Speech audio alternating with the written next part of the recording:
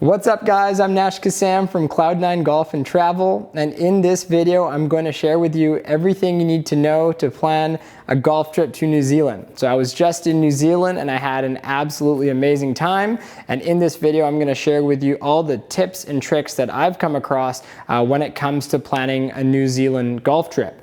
Now, I'm not going to go into too much detail on each golf course, so if you want to know a little bit more about each golf course, make sure you check out our channel and subscribe to it to get all the information you need. So, are you ready? Let's rock and roll.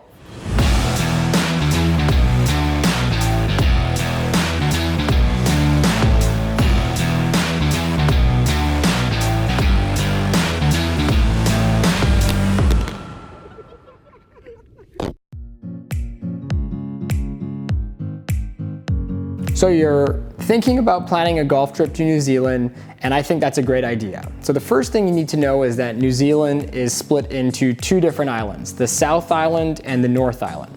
Now I recommend you start your trip to New Zealand in Queenstown, which is on the South Island and the adventure capital in the world. Queenstown has 5 awesome nearby golf courses, including Jacks Point, The Hills, Arrowtown Golf Club, Queenstown Golf Club, and Millbrook. The must-play courses in Queenstown are Jacks Point, The Hills, and Queenstown Golf Club. Jacks Point is my favorite course on the South Island, providing amazing scenery and just an absolute all-around great golf experience. You'll probably want to play there twice because you get a discount on the second round if you play within 10 days. The Hills is my second favorite course near Queenstown. This place feels more like an artist's canvas than a golf course. The property is home to all these beautiful sculptures, and it's really unlike anything you've really ever seen on a golf course before. The course is in perfect condition, and the gentleman who brought the Hills there, Michael Hill, really set out to bring the Augusta National of the Southern Hemisphere, and I think he did just that. It's a great, great golf experience. The other course you want to play when in Queenstown is going to be the Queenstown Golf Club. This is going to be the best bang for your buck. It's a fun place to get started because it's not too hard of a challenge, and you get these beautiful scenic views and some really fun holes for under $100. So it's really a great way to start your trip in Queenstown. The other thing you can do when in Queenstown is they have a really cool, like, once-in-a-lifetime opportunity called Over the Top Golf, and this is where you take a helicopter about 4,500 feet in the Southern Alps of New Zealand, and you get to play to a par 3 course where there's 4 different teeing areas, and you're basically helicoptered up to this kind of mountain golf experience. Now, I would be doing you a disservice if I didn't mention Ferg Burger. It is the world famous burger joint in Queenstown where there is always a lineup no matter what time of day you go. This was my favorite burger I've ever had, and I went there multiple times while I was there. After you enjoy the golf in Queenstown, you're going to want to hop on a plane from Queenstown and fly into Wellington. So now we're going to the North Island. When you get to Wellington, the first course you'll want to go to is Paraparaumu Beach. So Paraparaumu Beach is host of 12 New Zealand Opens. It's regarded as one of the best courses in New Zealand, and it's also one of the top 100 golf courses in the world. The course is no joke and immediately puts you to the test with often windy conditions and firm and fast course conditions. Make sure to come early and stretch as there's no range at Paraparaumu Beach, just some nets to hit into. After Paraparaumu Beach, we suggest driving across to the East Coast and you head up to Hawke's Bay where Cape Kidnappers is located. Now, Cape Kidnappers has an awesome accommodation option on site as part of the Robertson Lodge family, and we recommend that you stay there. But if you are trying to book your trip on a little bit more of a cost-friendly budget, there are lots of Airbnbs nearby. Once you get onto the Cape Kidnappers property, you're gonna know why it is regarded as such a fantastic golf experience. The course is designed by the world-famous architect Tom Doak, and it presents not only a very challenging test of golf, but also a really scenic and beautiful experience. The green fee at Cape Kidnappers is a little bit pricey, but we do believe it's worth the investment if you're an avid golf and traveler. In our video of the top golf courses in New Zealand, we ranked Cape Kidnappers amongst the top 3, and we regard it as a bucket list course. So when you're planning a golf trip to New Zealand, you 100% have to make sure that you add Cape Kidnappers to your list of courses to play. After Cape Kidnappers, we made the drive about an hour and a half up to Lake Taupo. So Lake Taupo is this massive, massive lake with beautiful surrounding mountains, and there's a little town right there on the lake where both tourists and kind of locals kind of vacation to. So it can get quite busy. So we do recommend going to Lake Taupo, but just make sure that you book your accommodation pretty far in advance, because the pricing does get up, being kind of a getaway for both locals and tourists alike. In Lake Taupo, there's a very cool little downtown area where there's a lot of different like restaurants and little bars, and it's kind of a nice little community. My favorite part of the downtown area was where there's this little hole-in-one challenge where you actually get to buy golf balls which you hit at an island green.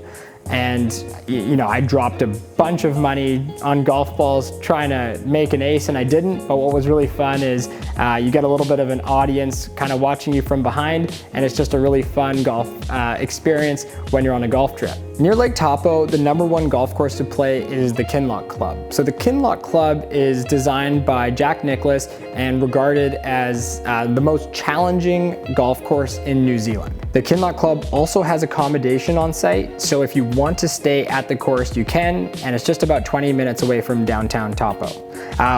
As far as the course review goes, it's a really, really fun, challenging course. You get these beautiful golf holes with a lot of undulations, and the entire course is basically either looking into the hills or overlooking Lake Taupo. There's hundreds and hundreds of bunkers scattered along the course, and the greens are challenging and fast and fun. There's a lot of undulation. It's just a very challenging golf experience. So we rank Kinloch Club as a must-play golf course in New Zealand, so you definitely have to go check it out. While you're going to play Kinloch Club in Lake Taupo, since you're already there, you might as well also go play the Wairekī Golf and Sanctuary. So this is a nice golf course that presents, you know, kind of a fun little layout. It's not too challenging, but it's well built, well architected, you know, in great condition. But you also get to see some really cool birds, and it's just a bit of a different experience being a sanctuary. So if you're gonna be going to Kinloch, which we think you should be, we recommend checking out Wairekī while you're there. After Lake Taupo, we drove a few hours to Auckland to play TT Rangi, Windross Farms, and Murray. Now, I was originally really excited to play TT Rangi because it's an Alistair Mackenzie designed course, and Alistair Mackenzie designed Augusta and a lot of the other best golf courses around the world. But I was actually a little bit disappointed at the overall kind of quality of the course, because it wasn't as scenic as some of the courses in New Zealand. And while it's a really well-built course and a good test of golf, I don't really feel like it encapsulates what New Zealand's all about, which is kind of beauty within a challenge within beauty. We also played Windross Farms and Murray, which were nice courses, but they weren't so special that I would, you know, 100% recommend going to. So when it comes to Auckland, I would say only include Auckland into your trip to New Zealand if you're kind of hell-bent on checking out Auckland as a city, or if you're there for a really long time and you just want to check out all of the courses. After Auckland, we drove an hour and a half up to the East Coast where Tara Iti is. So now Tara Iti is without a doubt my favorite golf experience in the entire world. It's a private members club with limited access to international guests, but visitors wishing to play Tara Iti can be invited by a member or get a letter of introduction from their head pro at their home course, and you have to stay on site, which is a couple $1,000s per night. But don't let the price tag deter you. The course is nothing short of absolute perfection. It's designed by the legendary architect Tom Doak. Tara Iti boasts 18 holes of golf bliss right on the ocean. It has the most insane natural bunkering and course undulations I've ever come across. And I could talk about this kind of all day. For more information on Tara Iti, make sure you check out the other videos on our channel. So then after Tara Iti, we drove up a few hours where we played Kauri Cliffs. Now, Kauri Cliffs is another one of the courses in the Robertson Lodge, so it's with Cape Kidnappers. Kauri Cliffs is their sister course, and it is absolutely spectacular. So the course is perched up on the cliffs of the Maturi Bay and has 15 of 18 holes with ocean views.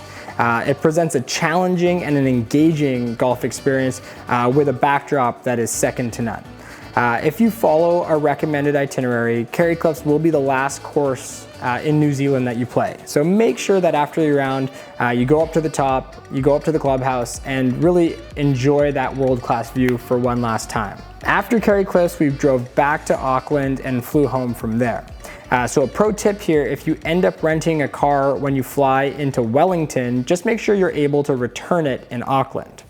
All in all, we had an absolutely amazing golf trip to New Zealand, and we recommend the itinerary that you plan for yourself be somewhere between 14 and 21 days. If you are really trying to condense it, you might be able to do 10 days, but you're probably pushing it a bit. During your trip, there are 7 courses you absolutely have to play, those being Tara Iti, Cape Kidnappers, Kauri Cliffs, Jack's Point, The Hills, the Kinloch Club, and Parapara Umu Beach. If you play those 7 golf courses, you're gonna have an amazing time in New Zealand. So that's all for this video. We hope you found it useful. If you have any questions about a New Zealand golf trip or a golf trip anywhere else in the world, be sure to click on the link and reach out to us. And if you found this video helpful, make sure you give us a subscribe.